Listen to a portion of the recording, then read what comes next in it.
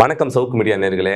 ஒரு புதியது அரசியல் அரட்டையில் உங்கள் எல்லாத்தையும் சந்திக்கலாம்னு எதிர்பார்த்துக்க இந்த நேரத்தில் தொடர்ந்து சவுக்கு மீடியா பல நெருக்கடிகள். ஏன்னா சவுக்கு மீடியாவில் வேலை பார்க்குற அனைத்து ஊழியர்களுமே கைது செய்யப்பட்டோம். இப்படியான ஒரு நெருக்கடியில் ஒரு துயர சம்பவம். சங்கர் சாரோட அம்மா இறந்துட்டாங்க. கிட்டத்தட்ட எங்களுக்கு 2 நாளைக்கு முன்னாடியே ஒரு தகவல் வந்துருச்சு, சங்கர் சாரோட அம்மா ரொம்ப சீரியஸாக இருக்காங்க அப்படின்னு சொல்லிட்டு. நாங்கள் எல்லாருமே என்ன நினைச்சோன்னா, சரி ஒன்றும் இருக்காது, எப்படியாவது மீண்டு வந்துடுவாங்க அப்படின்னு சொல்லிட்டு நினச்சோம். அடுத்த நாளே ஒரு 11 மணி 12 மணி போல் எங்களுக்கு தகவல் வருது, சங்கர் சாரோட அம்மா தவறிட்டாங்க அப்படின்னு சொல்லிட்டு. நானும் அட்வொகேட்டு கால் பண்ணி, சார் இந்த மாதிரி போகணும் சார் அப்படின்னு சொல்லி சொன்னேன். இப்படியே உனக்கு தான் கண்டிஷன் பெயிலாக ரிலீஸ் பண்ணியிருக்காங்க, நீ சைன் பண்ணணும்டா அப்படின்னு சொல்லி சொன்னாங்க. என்ன சார் போகவே முடியாதா அப்படின்னு கேட்டேன். அவர் சொன்னது, நாங்கள் என்னடா பண்ண முடியும், சுச்சுவேஷன்ரா, நீ புரிஞ்சுக்க, விடு பார்த்துக்கலாம் அப்படின்னு சொல்லி சொன்னாங்க. நான் அப்புறமும் கூட சரி எப்படியாவது நம்ம டிபார்ட்மெண்ட்லேயாவது நம்ம போய் கேட்டு போகலாம் அப்படின்னு சொல்லிட்டு நானும் கிளம்பிட்டேன். ஏன்னா நம்மளால போகாமல் இருக்க முடியாது. அவங்க கூட தான் உட்காந்து நான் பேசியிருக்கேன் எத்தனை நாள். அவங்க கையால் தான் நான் சாப்பாடு சாப்பிட்ருக்கேன்.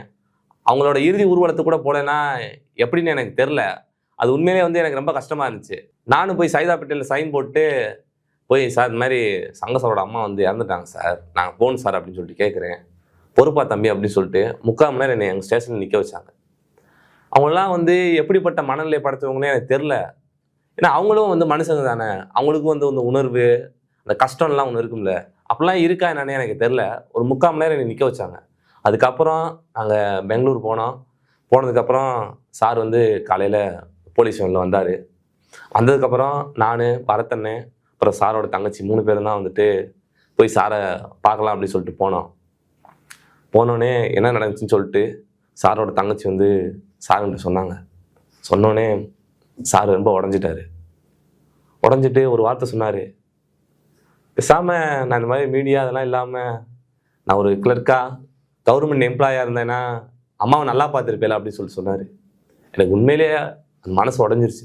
ஒரு அரசு இதை தான் எதிர்பார்க்கும், அவனை உடச்சி இந்த இதுலேருந்து எப்படியாவது வெளியே கொண்டு வரணும் அப்படின்னு சொல்லிட்டு. ஒருவேளை அந்த முடிவுக்கு சார் போயிடுவாரா அப்படின்னு சொல்லிட்டு நான் அந்த நேரத்தில் உண்மையிலே நினச்சேன். சார் உடஞ்சிட்டார் சுக்குநூறா. அவங்களும் அழுகுறாங்க.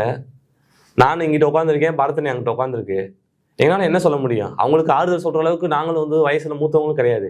எங்களுக்கு என்ன சொல்கிறதுனே உண்மையிலே தெரில. அப்புறம் 2 பேரும் மனசு உடஞ்சி பேசிகிட்டு இருந்தாங்க. ஆனால் அப்போ கூட அவங்களுக்கு ப்ரைவேசின்னு ஒன்றும் இல்லை. போலீஸ் அப்படியே கூடயே தான் இருந்தாங்க. நான் அவங்கள தப்பு சொல்ல முடியாது, இது ப்ரொசீஜரு. அதுக்கப்புறம் சாரியை ஹாஸ்பிட்டலுக்கு கூப்பிட்டு வந்துட்டாங்க. கூப்பிட்டு வந்தோடனே அவங்க உறவினர் எல்லாருமே பேசினாங்க. அது அப்படியே ரொம்ப உடஞ்சிட்டாரு மனுஷனை.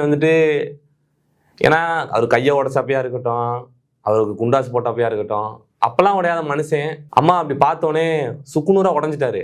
நான் என்ன நினச்சேன்னா, அவ்வளோதான், இதுக்கு மேலே சார் இனிமேல் இந்த ஃபீல்டில் இருக்க மாட்டாரு அப்படின்னு தான் என் தாட்டு நினச்சி.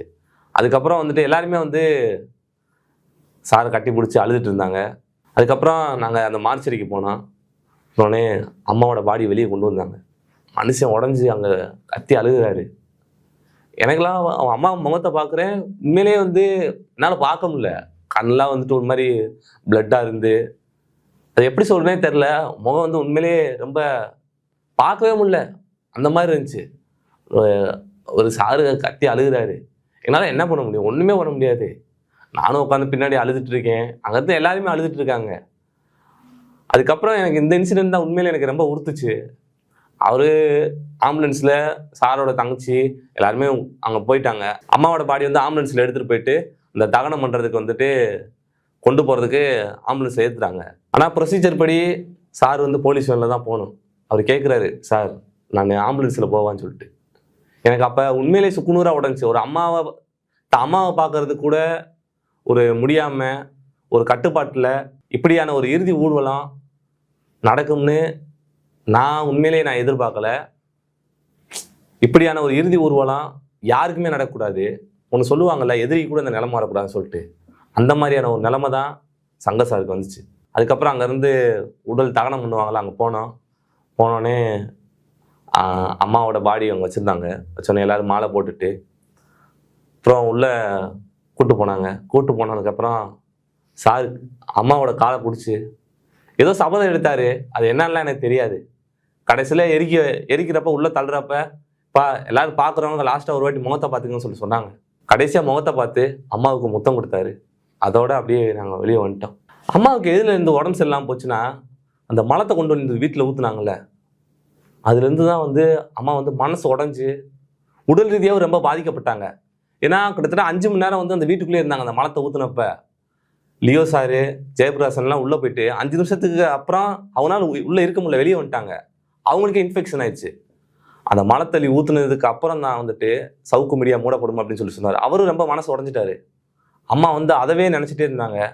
அதுக்கப்புறம் தொடர்ந்து வந்து உடல் ரீதியாக வந்து ரொம்ப பாதிக்கப்பட்டு மெடிசனும் எடுத்துகிட்டே இருந்தாங்க. இன்னைக்கு அம்மாவே இல்லை. இதுக்கு முன்னாடி அந்த மதுரை வாயில இருந்த வீட்டை உடைச்சு உள்ளுக்குள்ளே கஞ்சா வச்சுருக்காங்கன்னு சொல்லிட்டு அந்த வீட்டவே சீல் வச்சுட்டாங்க. அவங்களுக்கு வர பென்ஷனு, அந்த பென்ஷனு காசில் கூட சாப்பிடக்கூடாதுன்னு நினைக்கிறேன் அந்த அரசு அப்படின்றது எனக்கு தெரில. அதை போய் முடக்கிறாங்க. இப்போ எவ்வளோ ஒரு கொடூர மனநிலையாக வந்து இந்த அரசு இருக்கும் அப்படின்றது எனக்கு தெரில. அப்போ அந்த அம்மாவோட ஒரு மனநிலை எப்படி இருக்கும்? இந்த கடலூரில் சாரை ஜெயிலில் வச்சுருக்கப்ப கிட்டத்தட்ட 1 மாசமா தமானு பார்க்கணும்னு சொல்லிட்டு இவங்களும் அலையிறாங்க. அவங்களால பார்க்கவே முடியல. இப்போ அந்த அம்மாவோட மனநிலை எப்படி இருக்கும்? இந்த திமுக ஆட்சியில் இப்படிலாம் பண்ணுறாங்க, அவங்களுக்குலாம் மனசாட்சின்னு ஒன்று இருக்குமானே எனக்கு தெரில.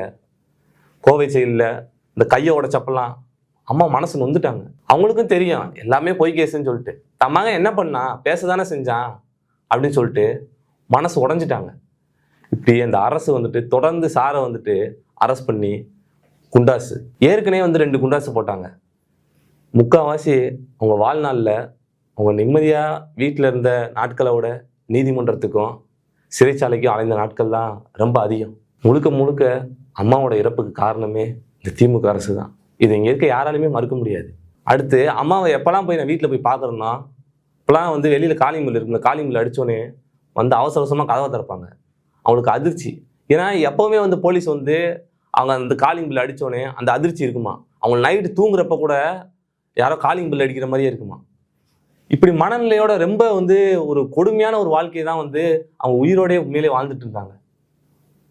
இதுக்கெல்லாம் உண்மையிலேயே சொல்கிறேன், திமுக அரசு போனால் மட்டும்தான் அவங்களுக்கு ஒரு நீதி கிடைக்கும் அப்படின்றத நான் நம்புகிறேன். அவங்க லாஸ்ட்டாக கூட என்கிட்ட சொல்கிறப்ப சொன்னாங்க, நாங்கள் எங்கள் சவுக்கு மீடியாவில் வேலை பார்க்குற யார் போனாலுமே தம்பி ஆட்சி மாறிடுமாப்பா அப்படின்னு சொல்லிட்டு கேட்பாங்க.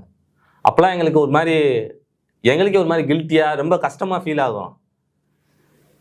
அவங்க எவ்வளோ வந்து இந்த ஆட்சியால் பாதிக்கப்பட்டிருந்தாங்கன்னா, தம்பி ஆட்சி மாறுமாப்பா அப்படின்னு சொல்லிட்டு அந்த சொல்கிற வார்த்தை இருக்குல்ல, அது உண்மையிலே வந்து ரொம்ப பெயின்ஃபுல்லாக இருந்துச்சு. அவங்க சொல்கிறப்ப, அவங்க சாகுறப்ப கூட அவங்க சொன்னது, பா சங்கத்தை பேசணும்ப்பா அப்படின்னு சொல்லிட்டு அந்த அவங்க டீப்பில் தான் வந்துட்டு கடைசியில் அந்த ஒரு 2-3 நாட்களாக வந்து டீப்பில் தான் வந்துட்டு அவங்களுக்கு ஃபுட்டு எல்லாமே கொடுத்துட்ருக்காங்க. அவங்களால பேச முடியல. இப்போ சங்கரை பார்க்கணும்னு சொல்லிட்டு கேட்டதா அவங்க சாரோட தங்கச்சி சொன்னாங்க. ஆனால் அப்போ கூட வந்துட்டு சாரால் பேச முடியல. மறுபடியும் குண்டாசு போட்டாங்க. எனக்கு தெரிஞ்சு மறுபடியும் குண்டாசு போட்டோன்னே இன்னும் வந்து அம்மா வந்து மன ரீதியாக ரொம்ப பாதிக்கப்பட்டு கடைசியில் தான் மகனை கூட பார்க்க முடியாத ஒரு சூழ்நிலையில் அம்மா இறந்து போயிட்டாங்க.